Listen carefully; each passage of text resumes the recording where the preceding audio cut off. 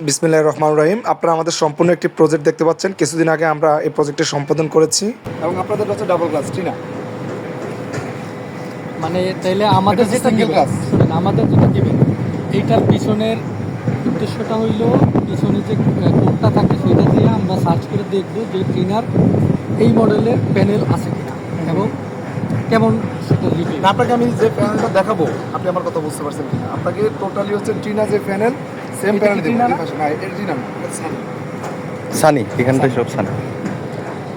কথা হচ্ছে আমার সানি দিবেন না ট্রিনা আপনাকে সানি দেবো, টিনা দেবো কেন? টিনা ওটা তো বলিনি বলবো। টিনা তো ওদের দেওয়া। 695 এটা তো সানি। তা আপনি সানিরটাই আমাকে পিছনের একটা কিউআর কোড সহ একটা ছবি আর কি সানাই। এই যে আমি এখন দিচ্ছি। এখানে আমরা 150 কিলোওয়াটের 3টি মেশিন আমরা ব্যবহার করেছি। 50-50 করে 150 কিলোওয়াট বিদ্যুতের কাজ আমরা উপরে শেডে আপনাদেরকে আবারও পূর্ণাঙ্গভাবে দেখাচ্ছি। এই কাজটি করেছি কিছুদিন আগে। এখন আমরা পুনরায় আবার পরিদর্শনে আসলাম আপনাদের দেখানোর উদ্দেশ্যে। আপনারা দেখতে পাচ্ছেন আমাদের কাজটি।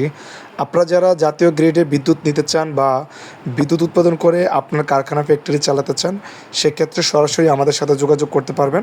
আমরা জাতীয় গ্রিড প্লাস আপনাকে বিদ্যুৎ তৈরি করে দিব। সেই বিদ্যুৎ দিয়ে আপনারা এই ধরনের গার্মেন্টস ফ্যাক্টরি চালাতে পারবেন। আপনারা দেখতে পাচ্ছেন মেশিন।